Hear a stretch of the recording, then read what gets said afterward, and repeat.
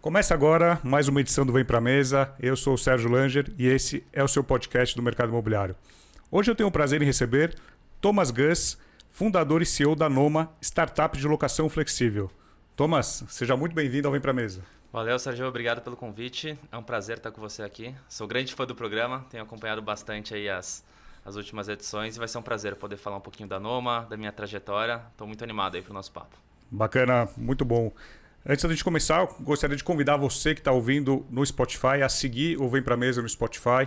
Você que está assistindo no YouTube, se inscreve no canal, deixa o seu like, que é importante para a gente deixar a nossa mensagem para mais e mais pessoas dentro do mercado imobiliário. Thomas, você é um entusiasta empreendedor, muito jovem ainda, e iniciou sua carreira, pelo que eu olhei aqui, não no mercado imobiliário, mas você trabalhava com private equity.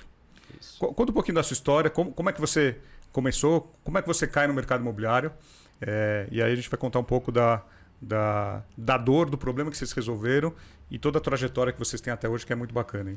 Claro, Sérgio, vamos lá. Bom, sou formado em administração, fiz uma pós-graduação em finanças também.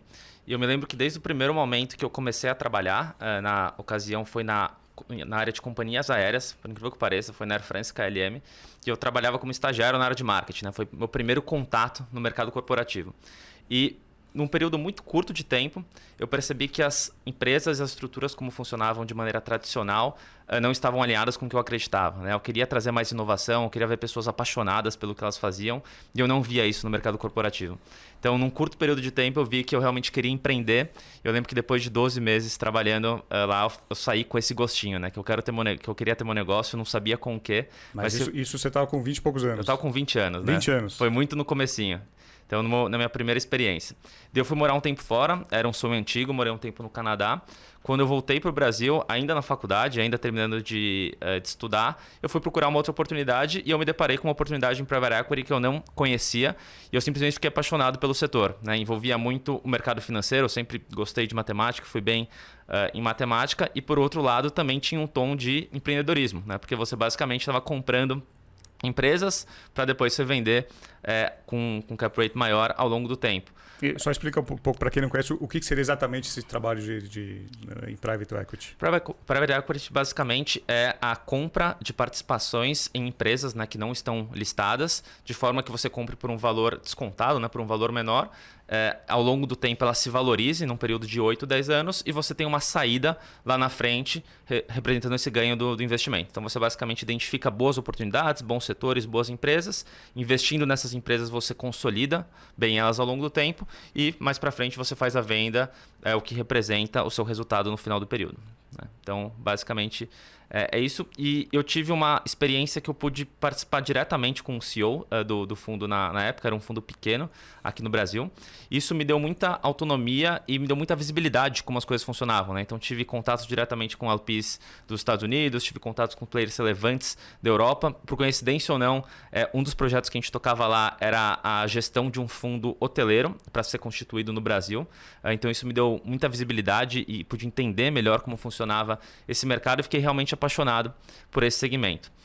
Então, depois dessa experiência em private equity que eu gostei, fiquei bem apaixonado, eu fui de novo morar fora do país. Então, eu sempre gostei de investir muito nisso. Foi os momentos que eu mais cresci, mais do que estudando, foi quando eu conheci outras culturas. Então, tem a ver um pouco com a história da Noma também. E eu morei em Madrid por um tempo. E eu lembro que nessa minha viagem em Madrid eu pensava todos os dias, ok, quando eu voltar para o Brasil, com o que eu vou empreender, o que eu vou fazer? Eu tinha um caderninho que eu anotava cada ideia, cada potencial ideia do que poderia ser feito. Morar fora abre a cabeça, né, realmente, né? Sim. Eu gosto de falar que é muito difícil você pensar que nenhuma ideia já foi pensada em algum lugar do mundo, né? Então, quanto mais contato você tem com diferentes culturas e diferentes formas de pensar, mais abre a sua mente para você poder aplicar a sua realidade. Então, isso foi algo que foi muito marcante também na minha vida. E quando eu voltei para o Brasil, estava com essa vontade, com essa sede de empreender. E antes de começar qualquer empreendimento, eu me coloquei no mercado e eu tive a oportunidade de trabalhar no mercado de vendas, no mercado comercial. Então, eu fui convidado pela ADP, que é uma multinacional americana, para trabalhar especificamente na área de vendas. Eu nunca tinha trabalhado no segmento, eu tinha 23 anos na época. A ADP é uma multinacional americana que tem soluções de folha de pagamento, de RH, e é uma das maiores do mundo, né? A maior empresa do mundo nesse segmento. E como comercial, eu também tive a oportunidade de me sobressair muito bem. Então, eu fui um dos líderes de vendas num período curto de tempo. Então, eu consegui ser bem sucedido. Venda B2B, você vendia para empresa. Venda B2B. Somente B2B. E a gente até tinha o ranking lá da América Latina. E num período curto de tempo, eu fui o vencedor, né? Fui o primeiro lugar dentro desse ranking de executivos, o que me deu um certo conforto financeiro para poder empreender. E daí aí que começa a nossa história com a Hotel lá atrás, né? Que era o nome prévio da Noma, que eu conheci o Fábio. O Fábio trabalhava comigo, o Fábio Bertini fundou a empresa junto comigo. Que alguém já deve ter perguntado se tem a ver com o UOL. Sim, já, mas era o que a gente mais ouvia e tem até a ver um pouquinho dos motivos para a gente ter mudado. Depois a gente pode comentar um pouquinho sobre. E quando eu conheci o Fábio, ele via que eu tinha esse perfil empreendedor, que eu queria poder construir algo. E na época ele administrava o apartamento da mulher dele e de forma muito inteligente, ao invés dele colocar somente no Airbnb ou colocar no quinto andar, ele colocava no Booking. Isso em 2016. Isso em 2016. Ou seja, ele colocava aquele apartamento para concorrer diretamente com hotéis. Então, ao invés de concorrer com apartamentos do Airbnb ou uma locação tradicional, ele administrava pelo Booking. Uma unidade ainda. Uma unidade da mulher dele, mas para entender como funcionava. E ele tinha um atendimento tão bom e tratava tão bem os clientes que a avaliação dele era muito alta. Então, ele tinha aquele 9.8 fabuloso e a demanda era muito impressionante. Então, cada vez a demanda era maior e ele mostrou aquilo. E quando ele mostrou aquele modelo, eu me coloquei nos pés dos clientes quando eu viajava. E quando eu viajava, eu sempre via duas opções de estadia. Ou eu ia para um hotel, que eu gastava um preço altíssimo, num apartamento pequeno, com um café da manhã que às vezes eu não queria consumir no local, vários serviços que eu não utilizava, o Wi-Fi era ruim, enfim, tinha vários problemas na experiência hoteleira. E por outro lado, o Airbnb, que é uma solução sensacional, ela também trazia uma imprevisibilidade. Então, não sei se você já passou por algumas experiências estranhas no Airbnb, Sérgio, mas eu já. Então, tipo o quê? Tipo, eu estava na Irlanda, eu lembro quando eu passei esse tempo na Europa, e eu tinha que pegar a chave do apartamento. Eu tive que encontrar... É sempre um problema. Até então, antigamente era mais difícil. Hoje, com fechadura Hoje digital... tem a fechadura eletrônica, é uma parte. Mas daí eu tive que encontrar ele no Google, ele trabalhava no Google. Essa foi a parte legal, né? Eu conheci o Google na Irlanda, mas tive que pegar a chave... Fui até o apartamento, entrei e daí o Wi-Fi não funcionava bem, a cama não era legal, o chuveiro não funcionou a certo momento da noite que eu não consegui ter assistência. Ou seja, teve vários problemas na minha experiência que uma pessoa física que tem a vida dela não conseguia resolver. Então, eu vi, de um lado tem a imprevisibilidade do Airbnb, do outro lado tem o padrão da hotelaria, mas aquela coisa cara engessada. Por que não criar um meio termo? Isso é um produto que eu gostaria de utilizar. Por que não de criar uma plataforma que as pessoas podem se conectar a um apartamento, a uma casa, o que for, de maneira que ela sabe o que ela vai encontrar por um bom custo-benefício e com uma experiência fluida, né? Então, desde o momento que ela faz a locação até a experiência do apartamento. E foi assim que surgiu a ideia lá atrás. E daí depois eu posso contar um pouquinho como se desmembrou ao longo do tempo. Mas o início foi esse. Mas então o Fábio tinha uma unidade que ele gerenciava, administrava e acredito que ele tinha uma rentabilidade boa, porque ele conseguia entregar um serviço bom, uma nota boa e teoricamente, para uma unidade ele tinha um resultado interessante. Exato. O que a gente via é que uma locação tradicional naquela mesma unidade entregava algo como R$3 mil e a unidade dele entregava R$5 mil. Era uma proporção de 40, quase o dobro de resultado. Assim. Então, realmente, a gente viu que era algo que fazia muito sentido. E aí, como é que foi como é que foi a estruturar a empresa, criar um negócio novo ainda, né? 2016, 2017? Esse conceito que hoje você já tem alguns concorrentes, naquela época não tinha praticamente ninguém fazendo. Naquela época não tinha ninguém, eu não lembro. Então, a gente não olhou nenhum concorrente e falou, vamos fazer igual. Você olhou fora. Pior que não, sabia, Sérgio? Quando a gente começou mesmo, nem fora tinha. Então, hoje tem também alguns. Hoje tem. Depois de 2 anos a gente viu a Sonder, que foi um nome relevante lá fora, que a gente também se espelhou à medida que as coisas foram evoluindo. Mas quando a gente começou foi totalmente novo. E é engraçado, né? Quando eu olho para trás, naquele momento eu tinha pouca noção de venture capital, de empreendedorismo, de qual era a melhor forma de fazer. Então era muito na paixão. E talvez acho que uma das coisas que eu fico mais grato é eu ver empreendedorismo como um hobby para mim. Eu realmente me divirto fazendo e construindo novas soluções. Então, esse momento, né, do primeiro apartamento que a gente começou a fazer a gestão foi um momento de muita diversão, minha e do Fábio. A gente estava se divertindo fazendo aquilo. E sempre desde o início, acho que um ponto diferencial importante é que a gente sempre teve uma visão financeira do negócio. Então, diferente daquelas startups que têm um foco muito de growth a qualquer custo, a gente sempre fez a conta fechar desde o início, né? Então, adicionar uma unidade. Qual que é o unit economics dessa unidade? O quanto que isso pode remunerar nós, no caso, e como que nós podemos crescer de forma bootstrap. Então, o início foi bem desafiador, mas ao mesmo tempo divertido. E a gente começou com a unidade do pai do Fábio, né? Então, de forma bem caseira, vamos dizer assim, a gente pegou essa unidade, fez uma decoração, que era num prédio da Even. Depois eu vou contar um pouquinho como essa história se relaciona com o que veio a acontecer depois. E com essa unidade a gente fez a reforma, deixou bonitinha, colocou no Booking e a gente percebeu que tinha uma demanda latente enorme por pessoas que queriam consumir apartamentos, não por um indivíduo do outro lado, mas por uma marca consistente que pudesse entregar toda essa proposta de valor que eu comentei. E como escalar isso? Uma coisa é administrar uma ou duas unidades. Como que é escalar? Você ter 5, 10, 100? Como é que é um passo depois do outro? Como é que se estrutura isso? É muito desafiador, e o que a gente aprendeu no nosso modelo é que é um modelo muito operacional. Então, um dos desafios que a gente discutia muito no início vamos pegar apartamentos separados? Será que a gente pode expandir um apartamento em um prédio, em outro prédio e assim por diante? E a gente entendeu que não. A gente entendeu que o caminho seria a gente concentrar algumas operações dentro do nosso próprio ativo. Então, a gente foi de 1 para 8 unidades dentro do primeiro ativo que a gente tinha. E, nesse momento, a gente ainda não pensava numa escala global, vamos chamar assim, né? Então, eu vejo que tem diferentes momentos de escala a nível do empreendedor. Então, naquele momento, a escala para nós era chegar a 40, 50 unidades. Agora, eu posso contar um pouquinho depois, o nosso desafio é de chegar de 600 a 100 mil unidades, que é o nosso desafio. Então, eu vejo que na história da empresa você precisa se adaptar em quais são os diferentes níveis de escala e qual que é o seu momento atual. Naquele momento, a escala que a gente precisava, a gente conseguiu endereçar olhando em operações concentradas e principalmente junto com incorporadoras do mercado imobiliário, que eu posso comentar um pouquinho aqui também. E você estava contando que logo no início você despertou interesse por 3 empresários do mercado. Você pode citar o Cetim, da Cetim, Sim. Muscat da Even e o Bonadona da Cor. Sim. E eles viram um potencial, investiram no negócio. Conta um pouco como que foi esse interesse deles lá atrás de aportar na empresa. Sim. E o que eles viram na empresa que chamou a atenção? Legal, Sérgio. Para contar um pouco a história de como os 3 entraram, acho que vale dar um pouco de contexto, como que a gente se direcionou para o mercado imobiliário, que foi um pouco da sua pergunta antes. Com aquela uma unidade que a gente tinha em Santana, a gente viu uma proprietária que tinha 7 unidades do nosso lado. A gente propôs fazer uma locação e sublocamos aquelas unidades. Então, a gente alugava por 1.300 e sublocava por 5.000. Assim, era mais ou menos essa conta.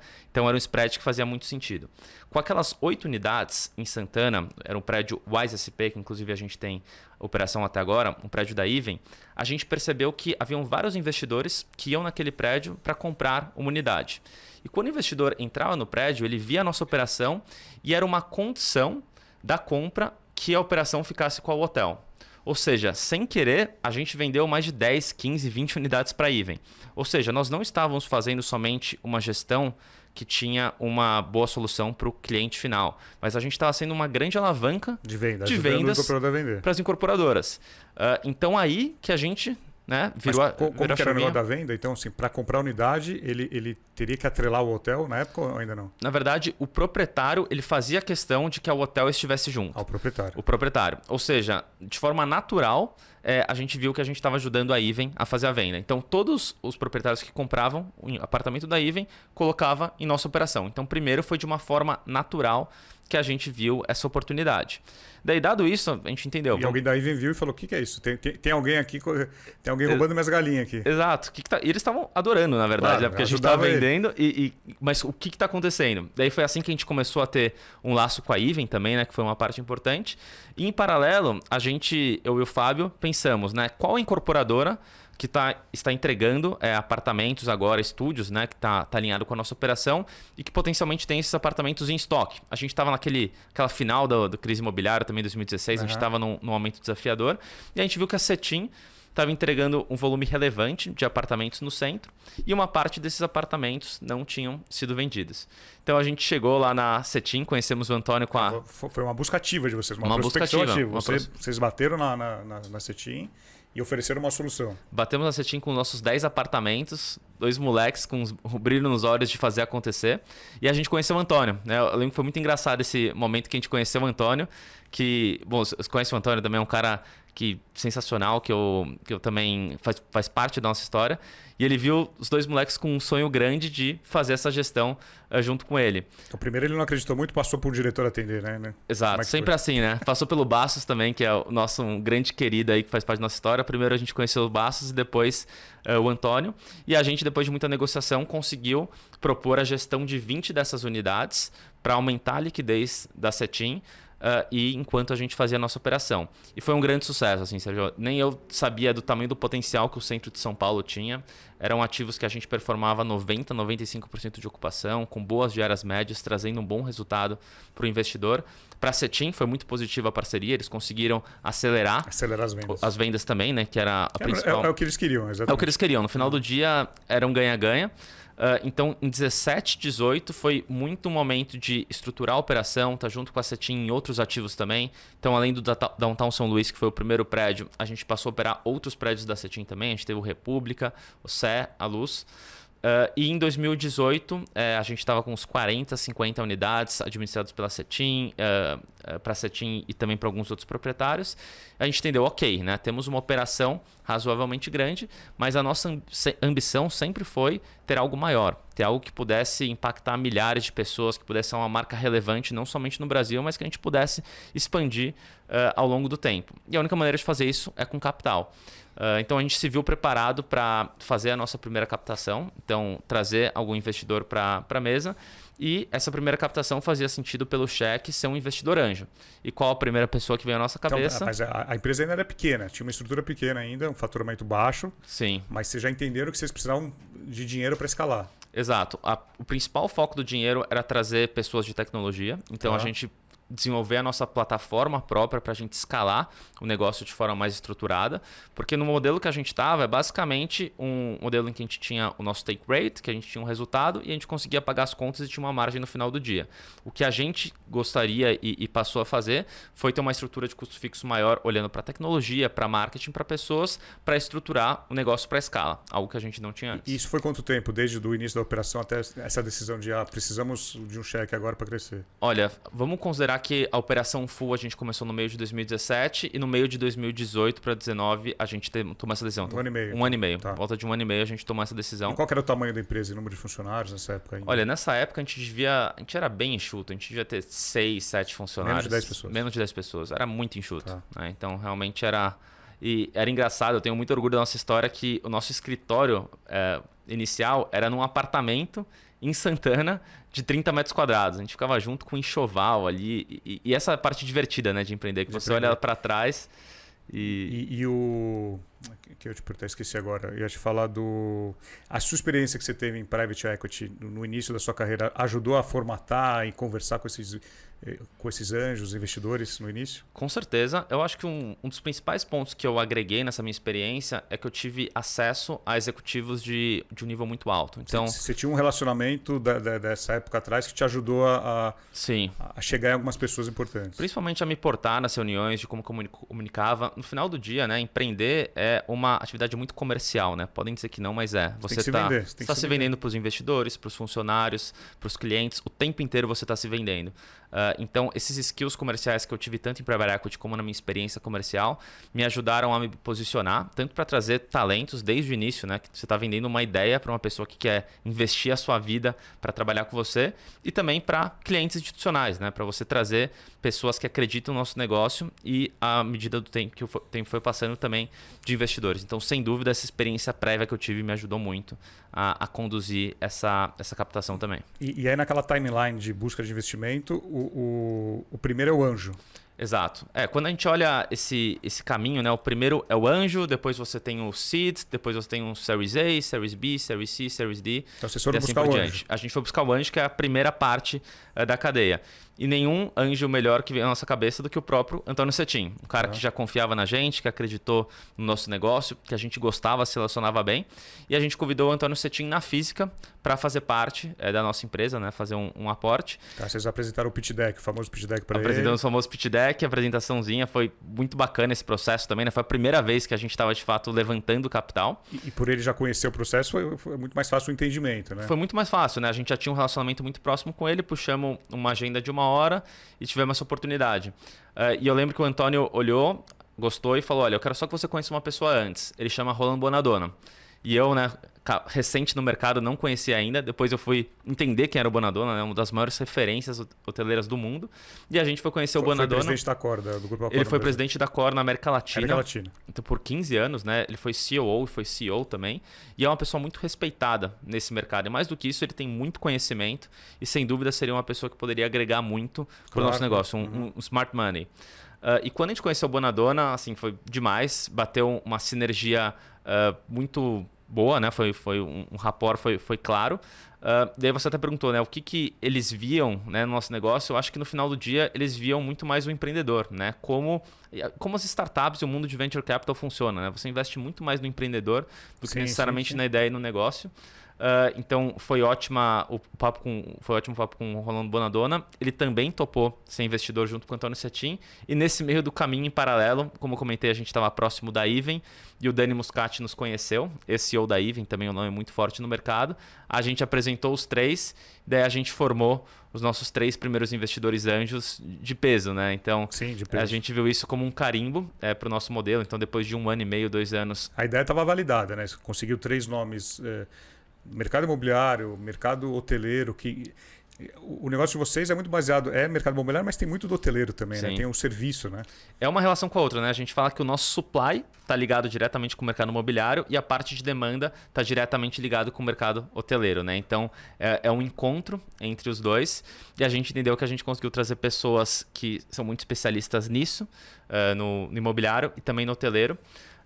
E a gente concluiu esse round, né, que foi em 2019, no comecinho de 2019. E aí eles entraram como anjo, mas eles participavam do negócio como Smart Money e dando ideias no conselho, dando algum direcionamento, isso ajudou também? Sim, ajudou também. A gente tinha reuniões trimestrais, obviamente não era nada muito intenso, né? Então a gente tinha muita autonomia para tocar, mas a gente contava muito com eles para nos ajudar, seja para pontos com incorporadoras, seja para portas, né? Relacionamento. Sim, seja para gestão. O Bonadonna ajudou muito na parte de operação, né? Então tive várias trocas com ele que também ajudou muito a direcionar o nosso negócio.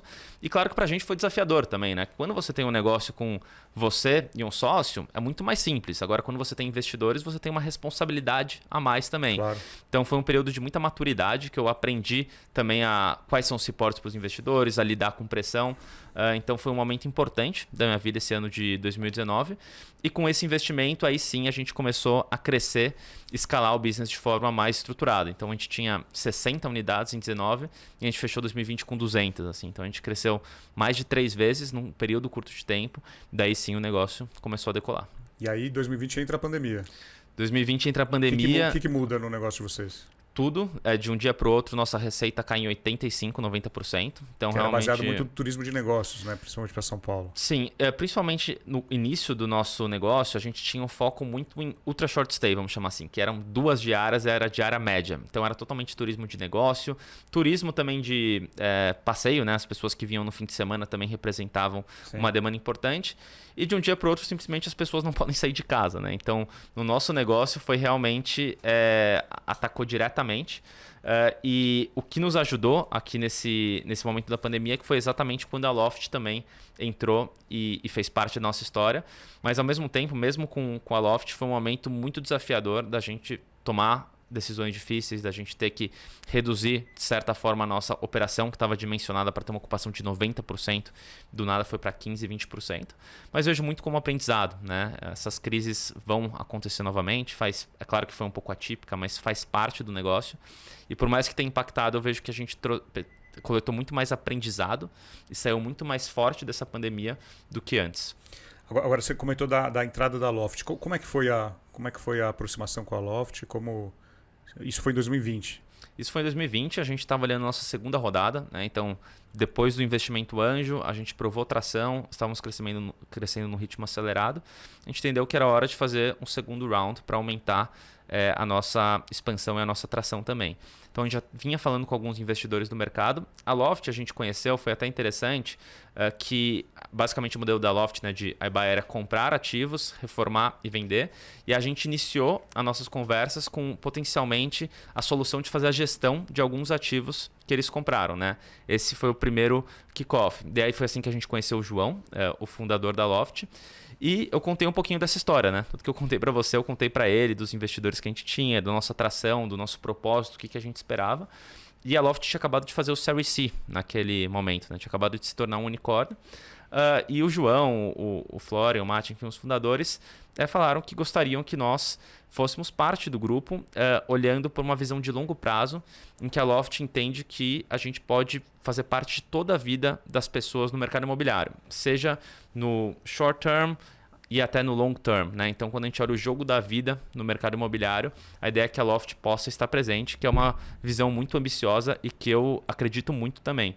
É claro que naquele momento eu nem imaginava vender 100% do negócio, né? Como empreendedor, você quer poder estar mais alinhado e ter uma participação relevante, mas ao mesmo tempo a gente entendeu que está próximo dos fundadores da Loft, com pessoas que são muito bem-sucedidas e poderiam abrir mais portas, faria muito sentido. E também é uma decisão que eu vejo que foi muito madura da minha parte, que eu vejo que a vida do empreendedor ela é muito longa, né? E é engraçado, se você, por exemplo, compara com um jogador de futebol, qual que é o auge do jogador de futebol? Com 26 anos, talvez, 27? Agora, qual que é o auge do empreendedor? Quantos anos tem o Elon Musk agora? 50? Né?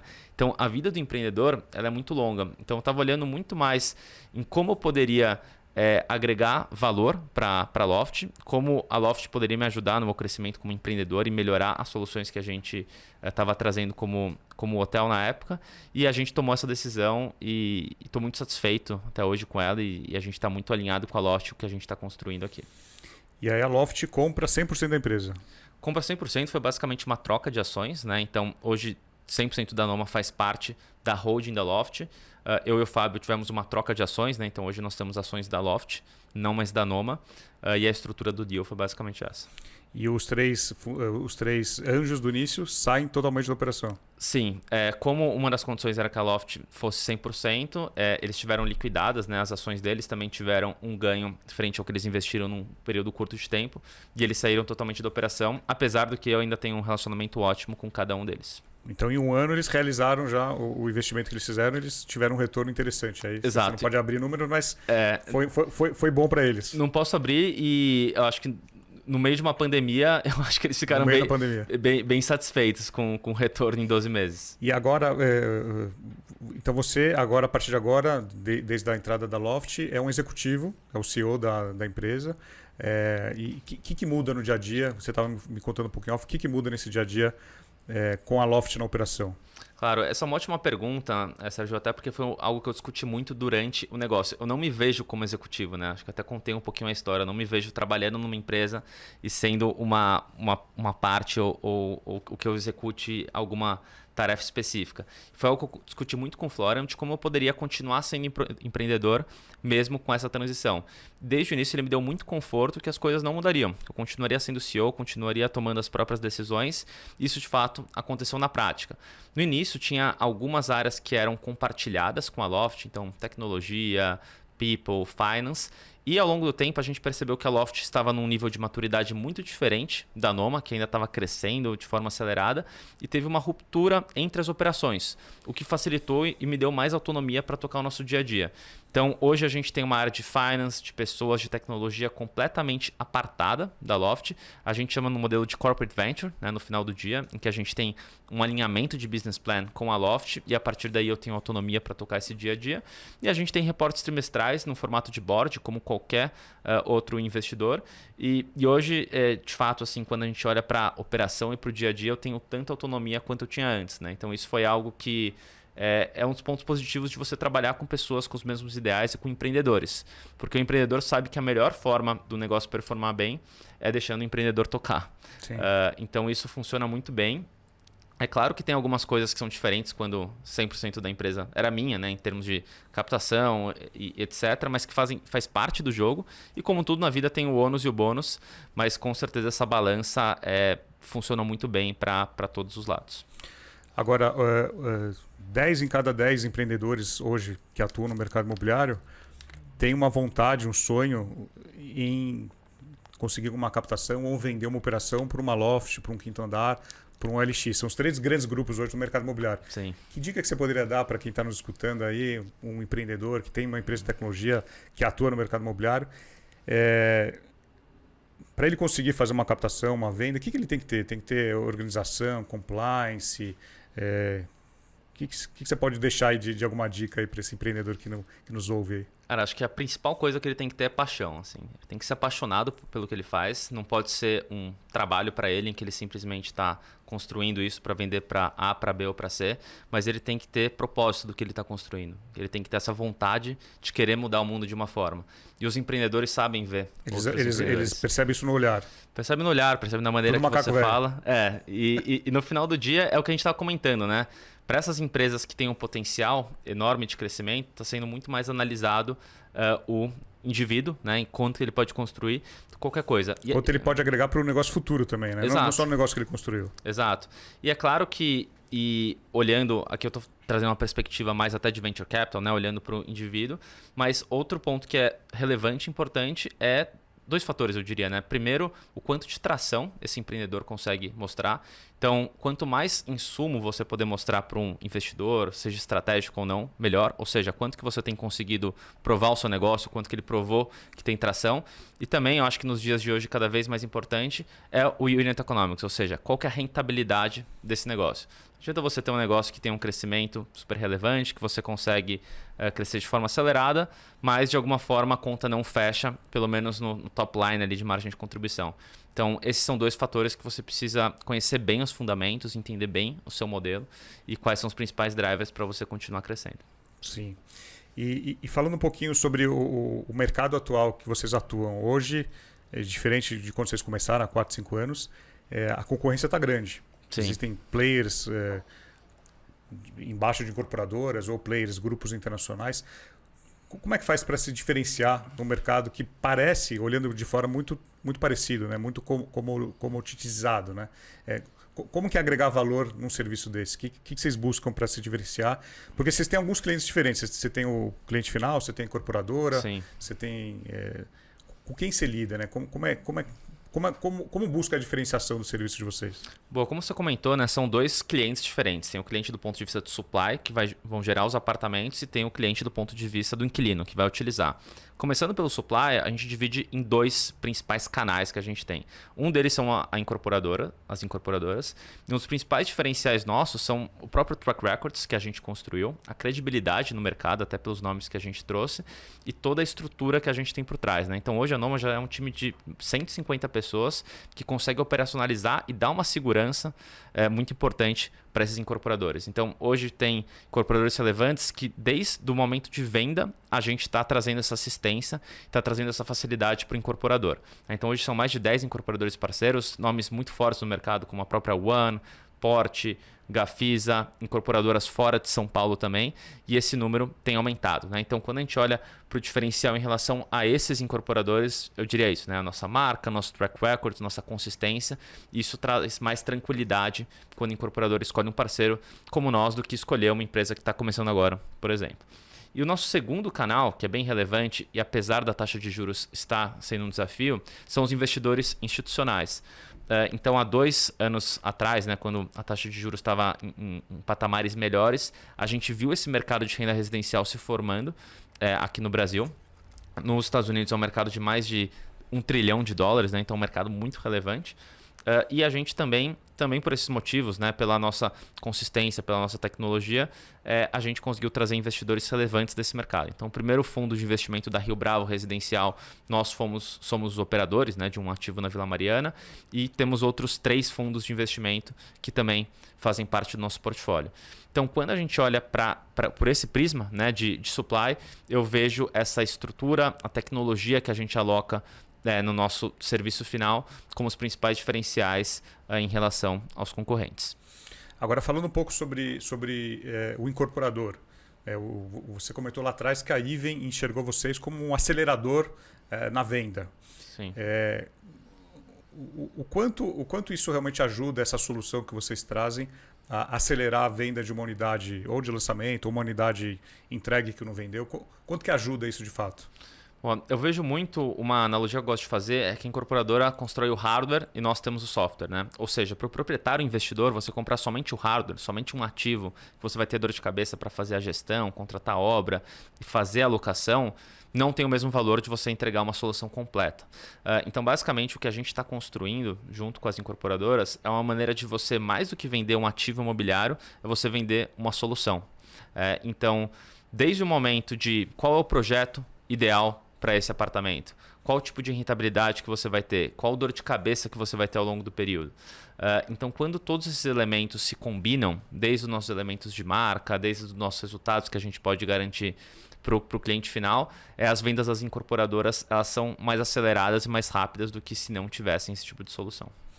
Eu estava vendo uma pessoa, um amigo em comum do mercado, falando um pouquinho sobre como ganhar dinheiro no mercado imobiliário. Ele estava dando um exemplo de comprar unidades prontas que tem uma alocação rápida no Airbnb, Booking, Short Stay, mobiliar, colocar móveis móveis que aguentem esse tipo de locação rápida e girar. E aí ele estava mostrando até no Airbnb dele que ele estava conseguindo aí uma rentabilidade, eu não lembro de números, mas uma rentabilidade muito boa aí, perto do que tem no mercado. Mas isso não funciona para todo imóvel, né? Tem imóveis e imóveis, né? Tem aquele imóvel que você sabe que você vai investir, vai dar uma rentabilidade boa, e tem um imóvel que talvez vai ser mais difícil. Muita gente vê esse trabalho de locação rápida mais para os estúdios. Sim. Funciona também para apartamentos maiores? Boa, ótima pergunta, Sérgio, até porque nós começamos muito voltados para estúdio, então todo o nosso inventário era de estúdio. E a pandemia fez nós nos reinventarmos também e começar os espaços começaram abordar, a crescer, né? Sim, começaram a crescer. Né? Então as pessoas não vão aguentar ficar em 20 metros quadrados por um mês trabalhando de lá. A resposta é não. Então, aos poucos, a gente foi adquirindo unidades maiores. Então, hoje a gente tem unidades de 60, de 100 metros quadrados, com mais dormitórios. E a gente viu uma demanda enorme por esse tipo de portfólio também. Né? Então, hoje a gente se considera uma marca muito plural. Então, a gente tem desde um apartamento estúdio na sede, 20 metros quadrados, a uma cobertura na Vila Nova Conceição. É claro que tem um desafio de comunicação, que a gente tem investido e vai investir mais esse ano para ter essa diferenciação de linhas, mas a gente percebeu que também tem um espaço muito relevante para apartamentos maiores. Até porque quando você olha para essa vocação de short stay, e a gente também opera em locações mensais, eu posso falar um pouquinho mais sobre, mas quando a gente olha especificamente para short stay, os concorrentes são os estúdios ou os hotéis, que geralmente são apartamentos mais compactos. Ou seja, tem um espaço interessante de apartamentos maiores que há pouca oferta qualificada. Se há pouca oferta, você consegue preços melhores e, naturalmente, mais yield também. Então, isso é algo que a gente tem explorado também. E é claro que daí a contrapartida é o desafio do ponto de vista do supply, né? Que geralmente os investidores compram apartamentos menores, porque o ticket é menor e assim por diante. Mas tem um balanceamento e um ponto de equilíbrio que vale a pena investir e olhar mais de perto, é o que a gente tem feito, até porque os apartamentos maiores têm performado muito bem no nosso inventário. Eu estou até ajudando um pessoal de uma editora brasileira a traduzir, não traduzir, adaptar um capítulo de um livro americano, que é Como Ganhar Dinheiro, e tem um capítulo sobre o mercado imobiliário. E aí eles me pediram uma ajuda para eu ajudar, não na tradução, mas na adaptação, porque no mercado americano é totalmente diferente, não é só traduzir para o português. Sim. Depois eu vou te pedir uma ajuda para você me dar uma visão sua aí. Conta comigo. Porque eles querem adaptar esse capítulo deles para o Brasil. E aí não é só traduzir, porque é tudo, assim, o sistema é diferente, né? Sim. Juros lá fora é outro, a gente tem um mercado diferente. E aí falando um pouquinho, isso que você falou dos apartamentos maiores, eu estava te falando que eu faço um evento aqui em São Paulo chamado Missão Alto Padrão, que começou em São Paulo, hoje está em Nova York, Dubai. E semana que vem vai ter aqui em São Paulo. E eu estava conversando com 2 participantes que estão vindo agora para cá. E eu perguntei, que hotel que vocês vão ficar?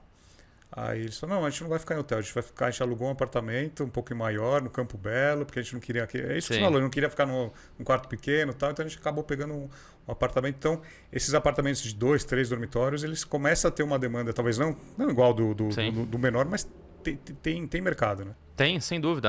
É o que você comentou, assim, né? No final do dia é uma relação direta com a oferta, né? Se é uma oferta limitada desses apartamentos maiores, os apartamentos que se destacarem vão ter, de fato, um destaque em relação aos outros. O desafio aqui é como que você escala nesse modelo, né? Que é uma outra questão, mas do ponto de vista de demanda, não tenho dúvida que tem muita oportunidade.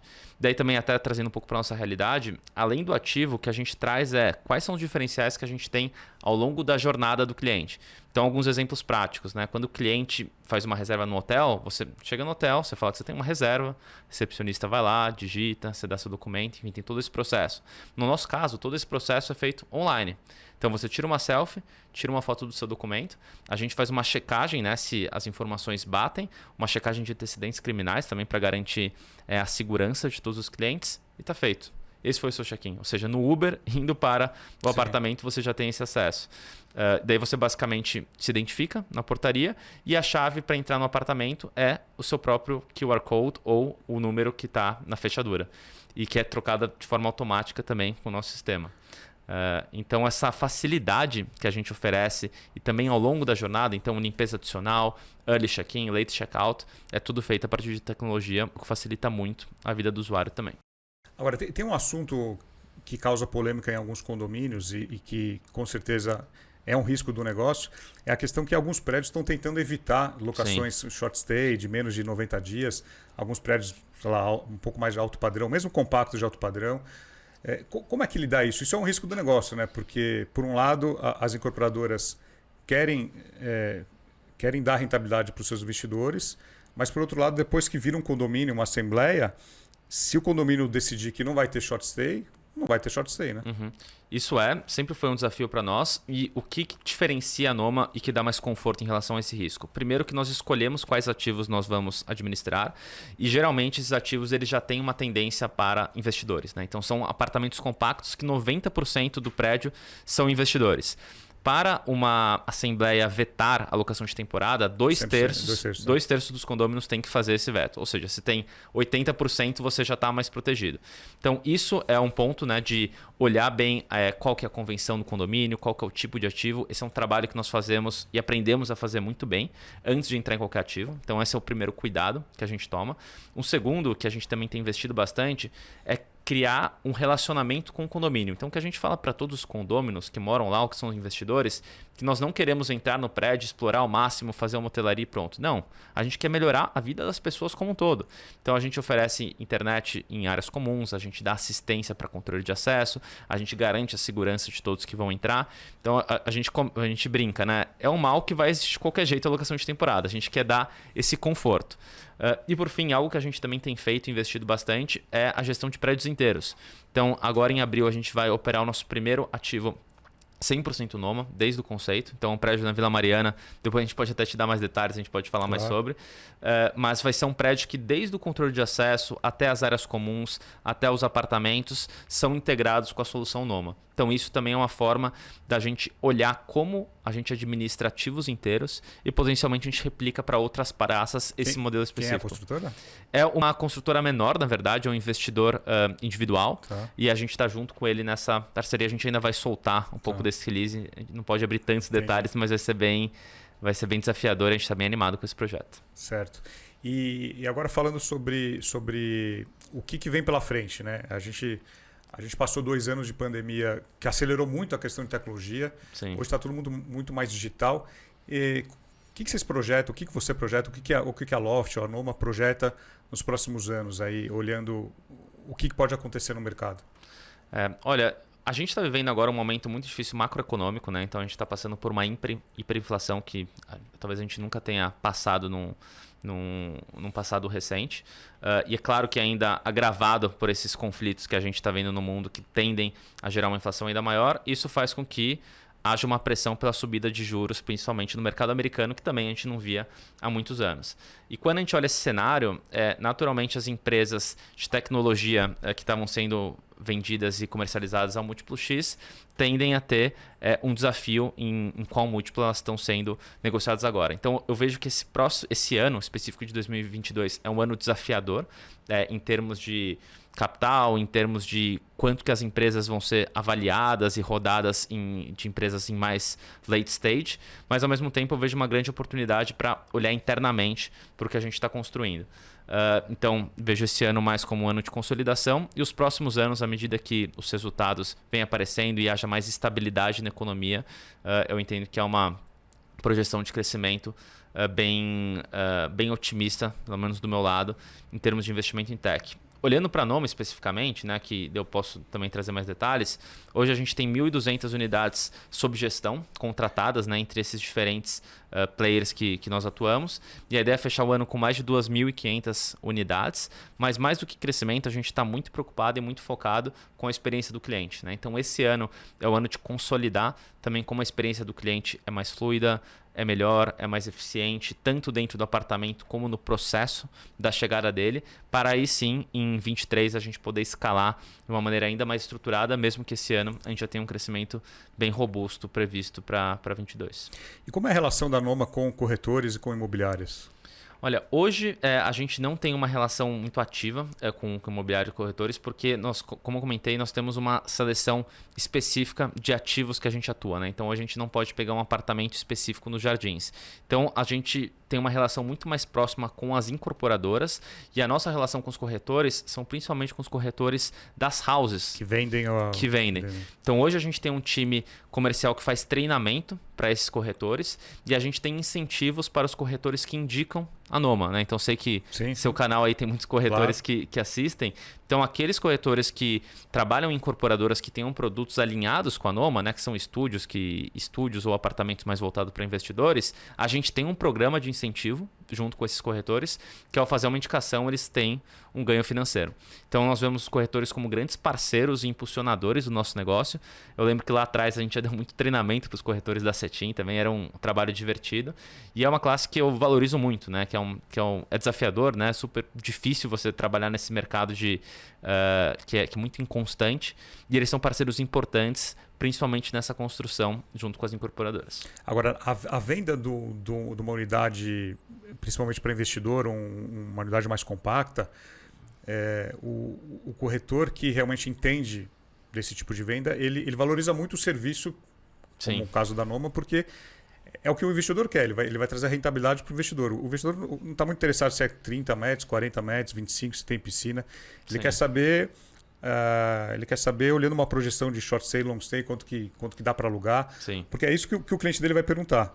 Então, esse treinamento é super importante para o corretor. Exato. E mais do que somente trazer a rentabilidade, é com quais premissas e quais dados você traz essa rentabilidade. Então, hoje a gente tem um time de BI que basicamente faz uma pesquisa de mercado detalhada, né, de quais são os preços praticados, seja no long stay, no short, no mid, qual que é o preço praticado pela Noma.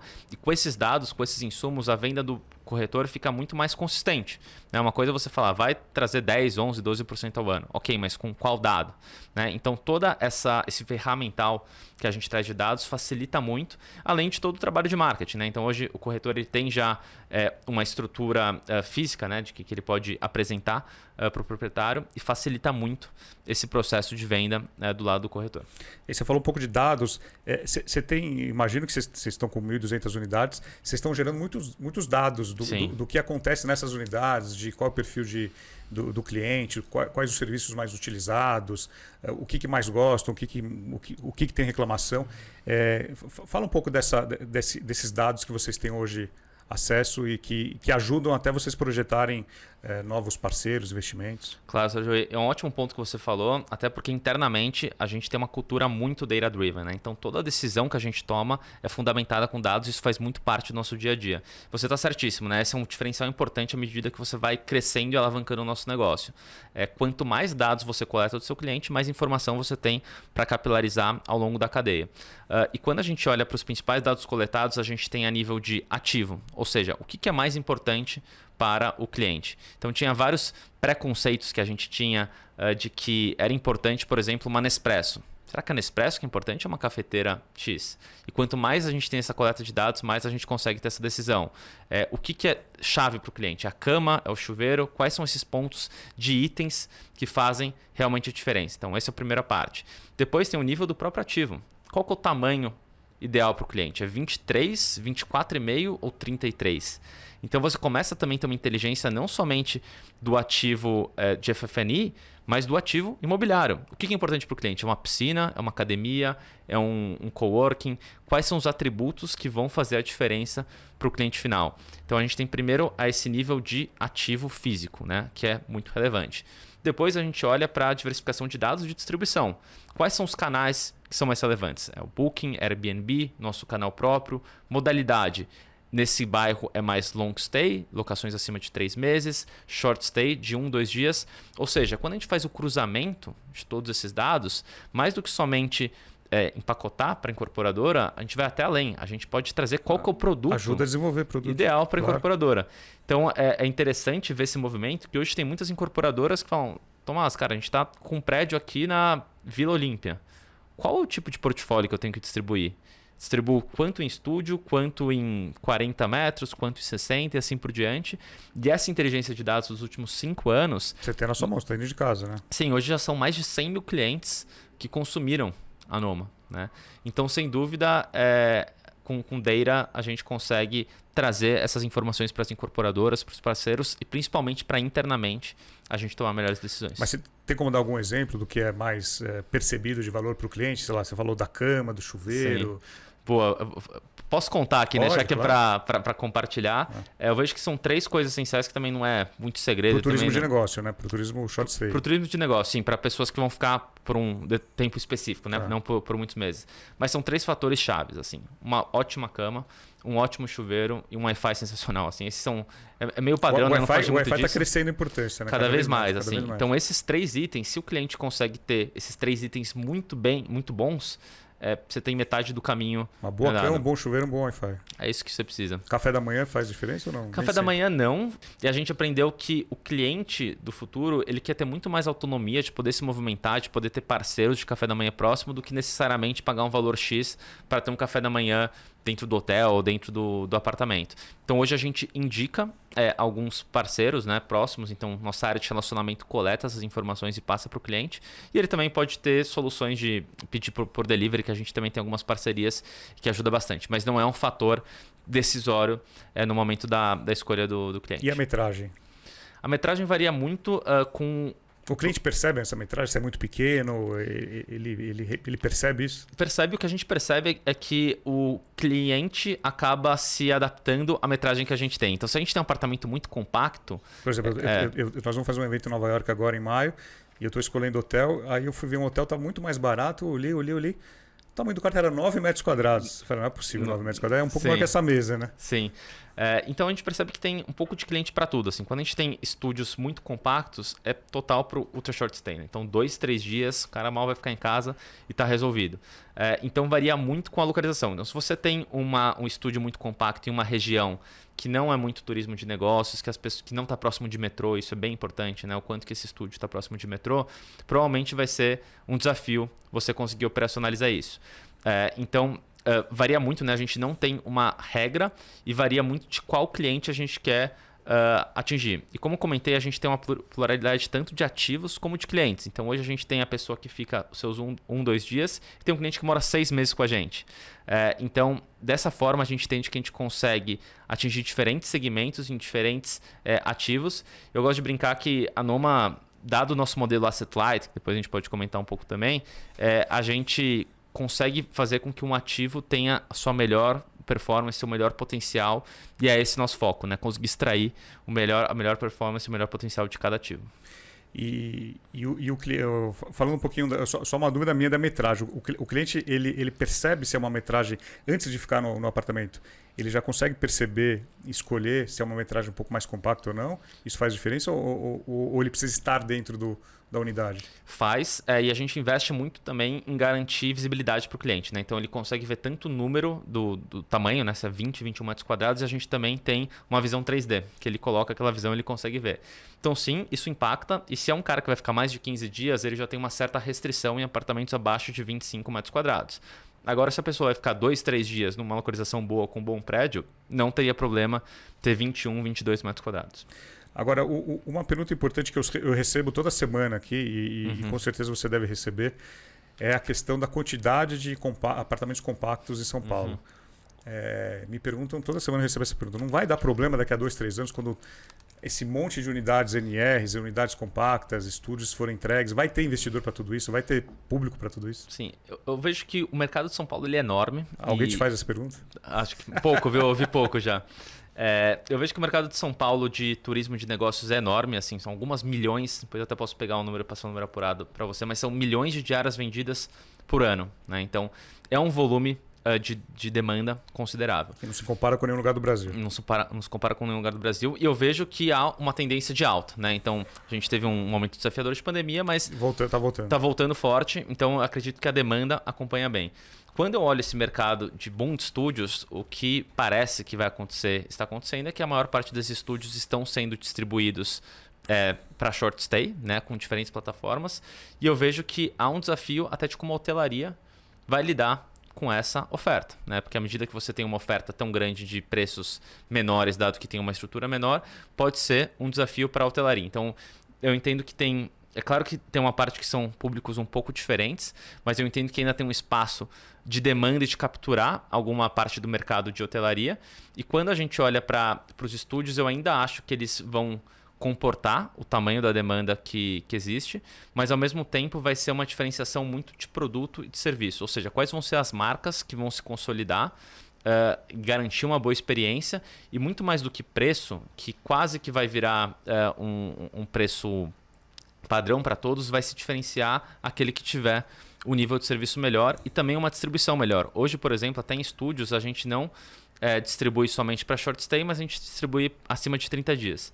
Então, eu vejo que tem um desafio, não acho que vai ter uma vacância enorme, mas talvez tenha um desafio até mesmo de liquidez, né? À medida que você tem uma oferta muito grande, como que esse ativo vai ser líquido no médio e longo prazo, mas como tudo é cíclico, né? Eu entendo que aos poucos essa onda de estúdios aos poucos está diminuindo, se bem que aí a gente tem as NRs que é outro desafio que impulsiona ainda mais isso, mas eu entendo que a demanda acompanha e talvez vale a hotelaria repensar como as propriedades são distribuídas e são geridas para que não haja um certo desafio do ponto de vista de oferta em relação a estúdios mais compactos. Legal.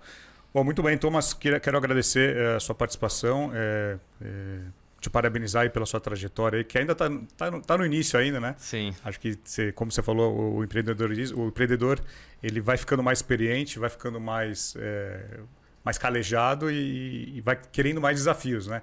Eu não conheço nenhum empreendedor que faz um negócio, vende e fica em casa vendo Netflix, né? De repente você já está pensando no seu próximo passo.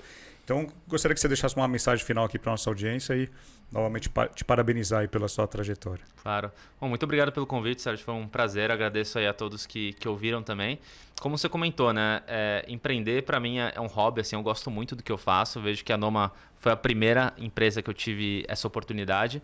Eu, de fato, tenho vontade de empreender, de ter outras iniciativas mais para frente, mas, ao mesmo tempo, quero muito curtir e investir nesse momento, né? Eu vejo que a Noma tem um potencial enorme para ser uma das marcas mais relevantes do nosso país, no que a gente está construindo, de mudar a vida de milhares de pessoas, seja aquelas que se hospedam, ou seja aqueles que investem no mercado imobiliário.